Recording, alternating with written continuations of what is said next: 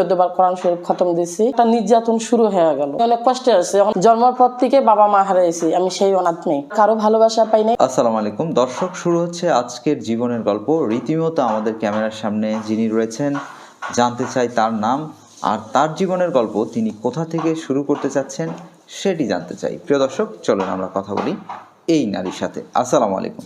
ওয়ালাইকুম সালাম। আসসালামু আলাইকুম। ওয়ালাইকুম আসসালাম। আপু কেমন আছেন? আলহামদুলিল্লাহ ভালো আছি, আপনি কেমন আছেন? জি আলহামদুলিল্লাহ। রীতিমতো যেমনটি বলছিলাম, আপনার জীবনের গল্পটি আপনি কোথা থেকে শুরু করতে চাচ্ছেন, প্লিজ নাম বলে শুরু করুন। আমার নাম ফারজানা মিম, আমার বাসা রংপুর ডিস্ট্রিক্ট পীরগাছা থানা। আমি ঢাকা কদমতলিতে থাকি। আমি ছোট থেকে আমার জীবনের কাহিনী শুরু করব, যে জন্মের পর থেকে বাবা মা হারাইছি, আমি সেই অনাথ মেয়ে। আমার দুটো কন্যা সন্তান আছে। আমার ছোট থেকে আমি বাবা মার কারো ভালোবাসা পাই নাই। আমি আমার খালামণির কাছে মানুষ হয়েছি। তা মনে করেন খালামণির কাছে মানুষ হলো, অনেক আশা ছিল, মনে অনেক ইচ্ছা ছিল যে বাবা থাকতো, বাবা নেই, মা মারা গেছে, নিজে একটা হাফেজ মাওলানা হবো, কিন্তু পারি নাই, ভাগ্য দোষে পারি নাই। তারপরও আলহামদুলিল্লাহ যেটুকু পড়ছি, আলহামদুলিল্লাহ 14 বার কোরআন শরীফ খতম দিছি। বাসা বাড়ি কাম করতাম। তা পেটের খিদা হয়েছে ভাইয়া, বড় খিদা। ছোট থেকে মনে করুন আমার তো কেউই নেই, খালার কাছে মানুষ হয়েছে, মানুষ যেটুকু দিবে খাইতে সেটুকুকে আমাকে খাইতে হবে। নিজের কর্ম করে আমি তো তখন ছোট, নিজের কর্ম তো আর করতে পারবো না। এটার জন্য মনে করেন আমি বাসা বাড়ি কাজ করতাম, খালা আমাকে বাসায় ঢুকাই দিছিল, বাসা বাড়ি কাজ করছি। তো একটা কথা হইলো কি ভাইয়া, যদি বাবা থাকতো, মা থাকতো, কি আমার যদি কোনো ভাই বোন থাকতো, তাহলে মনে হয় আমার জীবনে কষ্ট জিনিসটা কি আমি এটা বুঝতাম না। তারা নাই দেখে মনে আজকে কষ্ট জিনিসটা বুঝতেছি, অনুভূতিটা বুঝতেছি। তা আমার খালা কি করলো, আমাকে বিয়ে দিল। খালা যখন বিয়ে দিছে, আমাদের এটা বিয়ে দিছিল চিনিবন্দর, জেলাটা পড়বে দিনাজপুর ডিস্ট্রিক্টের জেলা পড়বে, আর থানা পড়বে চিনিবন্দর। তো ওইখানে আমাকে বিয়ে দিছে, ভালো ফ্যামিলিতে বিয়ে দিছিল। তবে এত আদর এত ভালোবাসা, আমার 13 বছরে বিয়ে হয়েছে, এত আদর এত ভালোবাসা, কোনটা আমি কোনোভাবেই বুঝতাম না। তখন আমি অনেক ছোট ছিলাম যখন আমাকে বিয়ে দেয়। তা আমার উপর তখন মনে করেন ওরা এমনভাবে ব্যবহার দেখাইতেছে যে ফেরেস্তা ফেল, এত সুন্দর ব্যবহার দেখাইতেছে। যখন মনে করেন আমার বড় মেয়েটা হইলো, আরও ভালোবাসাটা আগ্রহটা বাইরে গেল। তো ওদের একটা ছেলের আগ্রহ ছিল যে একটা ছেলে বাবু হবে, এখন মেয়ে দেখে আর ছেলে দেখে। তা একটা কথা হলো, তখন আমার ছোট মেয়েটা আমার পেটে আসলো। যখন ছোট মেয়েটা আমার পেটে আসলো, তখন ওরা মনে করেন আমার হাজবেন্ড, আমার যা, আমার নন, ওরা আমাকে তখন আলতাছানো করলো। আলতাছানো করে দেখতেছি কি এটাও এক মেয়ে। তখন ভাই আমার উপর একটা নির্যাতন শুরু হয়ে গেল। এত নির্যাতন শুরু হয়ে গেলো, কাঁদতে কাঁদতে চোখের পানি শুকায় গেছে, চোখ দিয়ে আমার পানিও বেরোয় না। এমন পরিমাণ আমার উপর নির্যাতন হইলো। খালি বারবারে বলতো যে এইটা মেয়ে, এইটাও মেয়ে, আমি আটখুরি, আমি বাঞ্জি। আটখুরি বাঞ্জি কাকে বলে? যাদের সন্তান নাই তাদেরকে বলে আটখুরি বাঞ্জি। মেয়েদের কি সমাজে দাম নাই? মেয়ে হয় ম্যাজিস্ট্রার, মেয়ে হয়, মেয়ে এখন দেশটা চালাইতেছিল, এখন বর্তমানে নাই, মারা গেছে। মেয়ে তো সব কিছু, মেয়েও ডিসি হয়, মেয়েও পুলিশ হয়, মেয়েও অন্যান্য যে কি ডিসি হয়। তাহলে আমার মেয়েগুলা কিসের জন্য সমাজে মর্যাদাটা পাবে না? তার বাবার কাছে কেন আমার মেয়ে দুটা অবহেলার পাত্র হয়ে গেল? তাই একটা কথা হলো, আমিও মেয়ে, এটার জন্য পারতেছি না বাচ্চা দুটা ফেলাইতে। তা আমার মেয়ে দুটা হয়েছে বিদায় আমার ডিভোর্সটা হয়ে গেলো। কিছু যৌতুকের টাকা পাইতো, আর আমার দুটা মেয়ে হইলো কেন ছেলে বাবু হইলো না? তা এত পরিমাণ ভাইয়া মায়ের ডাং, আর আমার অসহ্য ধরে গেছে, আর ভালো লাগতেছে না। তো আমি থানাও বিচার দিছি, মেম্বারের কাছেও বিচার দিছি, চেয়ারম্যানের কাছেও বিচার দিছি। প্রাপ্য বিচারটা আমি কারো জায়গায় পাইলাম না। যেখানে টাকা আছে সেখানে বিচার আছে, যেখানে টাকা নেই সেখানে কোনো বিচার নাই। এইটাই হয়েছে দেশের পরিণতি। তা ভাইয়া আমার তো টাকা নাই, তাহলে আমি বিচার পাবো কোথায়? এটার জন্য আমার ডিভোর্স হয়ে গেল। আজ পর্যন্ত মনে করেন বাচ্চা দুটো খোঁজ পর্যন্ত নেয় না। আমি অনেক জায়গায় শুনছি যে মেয়েদের ডিভোর্স হয়ে গেলে বাচ্চাদের খোঁজটা নেয়, আমার বাচ্চা দুটোর খোঁজ নেয় না। আমার মনে অনেক আশা যে আমার বাচ্চা দুটাকে আমি হাফেজ মাওলানা বানাইতে চাই। আমার বাচ্চা দুটাকে বর্তমান পড়াইতেছি। তা আমি অনেক কষ্টে এই ইউটিউবে আসছি। যদি এমন কেউ যে আপনারা অনেক কিছুই অনেক সাহায্য করেন, আমি শুনছি এটা মানুষের মুখে যে আপনারা সাহায্য করেন, সহযোগিতা করেন। বর্তমানে আমিও এখন বাসা বাড়ি কাজ করতেছি। তবে আমার কাজের টাকাটা দেওয়া হয় না, ঘর ভাড়া, বাচ্চাদের মাদ্রাসা বেতন, খাওয়া খরচা, এগুলো আমি হাঁপায় যাইতেছি, পারতেছি না।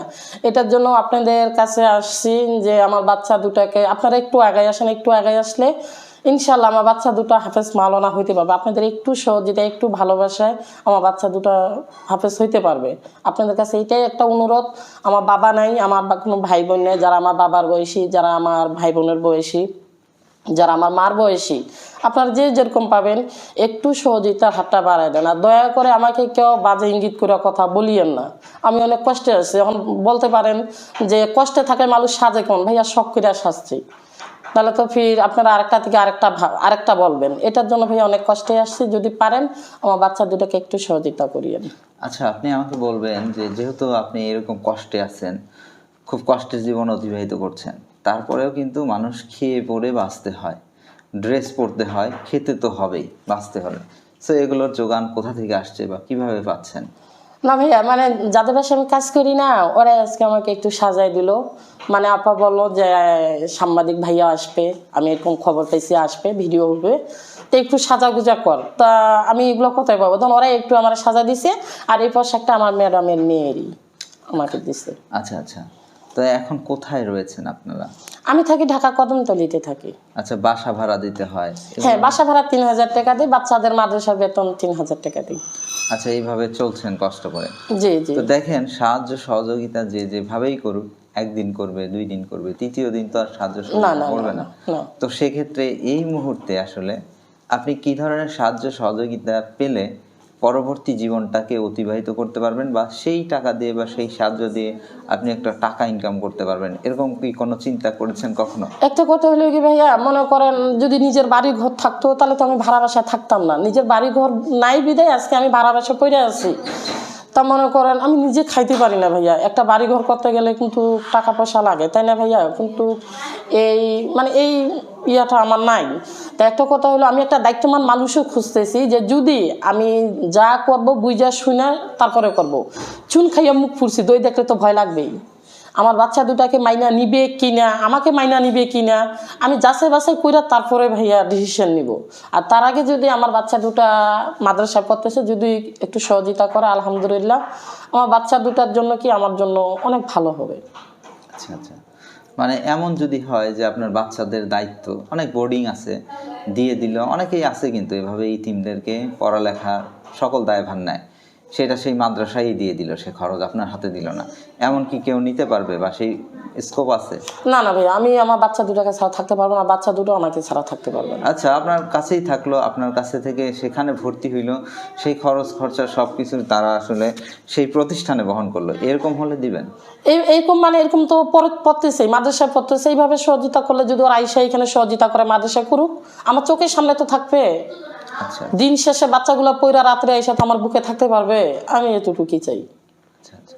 আচ্ছা, আমরা যে কথাগুলো বলছিলাম আসলে বা শুনছিলাম আপনার থেকে, সেগুলো অনেকটাই অগোছালো, এলোমেলো। আসলে স্বল্প সময়ের মধ্যে 1 মিনিটের মধ্যে আপনি বলবেন যে আপনি প্রকৃতপক্ষে এই আজকে ক্যামেরার সামনে এসেছেন, মানুষকে কি তথ্য দিতে চাচ্ছেন, আপনি কি চাচ্ছেন আপনি? আমি বড়ই দুঃখিনী, যদি পারেন আমার পাশে একটু আগায় আসেন, আমার পাশে একটু সহযোগিতা করেন। অল্প একটু সহযোগিতা করলে আপনাদের করবার কমবে না, বরং আল্লাহর দরবার থেকে আপনারা অনেক পাবেন। আমি আসার উদ্দেশ্যই হইল যে আপনারা একটু আগায় আসেন, আমার বাচ্চা দুটা মুখের দিকে তাকায় একটু আগায় আসেন। নাহলে আমার বাচ্চা দুটাকে আমি হাফেজ মাওলানা বানাইতে পারবো না। আমি একটা মা হয়ে আপনাদের কাছে আসছি, আপনারা আমাকে খালি হাতে ঘুরাই দিবেন না, এটাই আপনাদের কাছে আমার অনুরোধ। আচ্ছা, অনেকে আমরা অনেক সময় দেখি যে দেখেন, এমনও বলে অনেক মেয়েরা যে আমাকে চাইলে, আমাকে পাইলে আমিও আসলে পেতে চাই, এরকম কিছু বলে, যে আসলে আমিও ভালো মানুষ চাই আর আমিও ভালো মানুষ, এরকম কিছু বলে। সেই রকম চিন্তাধারা আপনার আছে কিনা বা কিছু? ভাইয়া, ভালো মানুষের কাছে তো সবাই যাইতে চাবে, খারাপ মানুষের কাছে তো কেউ যাইতে চাবে না, তাই না? আর আমি 10জন যদি আমাকে চাই, আমি তো 10 জনকে বিয়ে করতে পারবো না। 10 জনকার ভিতরে আমি একজন বাইসা নিব, আর সেও আমাকে বাইসা নিতে হবে। যে আমার সন্তান দুটাকে ভালোবাসবে, আমি ফারজান আমিন তাকে ভালোবাসবো। যে আমার সন্তান দুটাকে চায় না, আমিও তাকে চাই না। এটাই আপনার শেষ কথা? জি। তো আপনি দর্শকদের উদ্দেশ্যে আর কিছু বলতে চান? দর্শকের উদ্দেশ্যে একটা কথাই বলতে চাই, যে আপনাদের কাছে আমি একটা রিকোয়েস্ট করতেছি আমার বাচ্চা দুটার জন্য, পারলাম না আমার বাচ্চা দুটাকে শো করার জন্য, যে যেটুকুই পাবেন আমাকে একটু সহযোগিতা করেন। আর যদি একটা ভালো মানুষ আমার দুটা কন্যার মুখের দিকে তাকায় যদি আমাদের দায়িত্ব নিতে চান, তাহলে আলহামদুলিল্লাহ যাচাই বাছাই করে তারপরে আসি। আর আমিও যাচাই করবো, যাচাই ছাড়া তো বিয়ে হবে না, তাই না? তা আপনিও দেখেন, আমিও দেখি। আর একটা কথা হলো, আমার কিন্তু ছোট ফোন, কেউ ফোন দিয়ে আমাকে মাগনা ফোন দিয়ে কেউ ডিস্টার্ব করিয়েন না। যদি সাহায্য করেন তাহলে ফোন দিয়েন, যদি পাশে দাঁড়াবেন তাহলে মানে ফোন দিয়েন। কোনো ভাইয়া টাইম পাস করার জন্য কেউ ফোন দিয়েন না।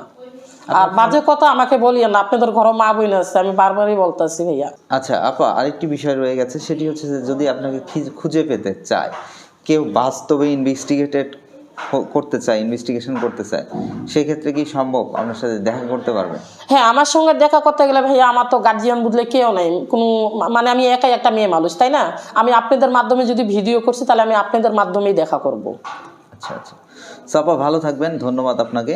প্রিয় দর্শক, সাহায্য সহযোগিতা এই সকল দায়ভার একান্তই আপনাদের বিষয়। দেখেন, সাহায্য হচ্ছে কাকে করবেন, কিভাবে করবেন, এটা আপনারা বুঝবেন। এগুলো ইউটিউব কর্তৃপক্ষ বা ফেসবুক কর্তৃপক্ষ কখনোই দায়ভার বহন করে না।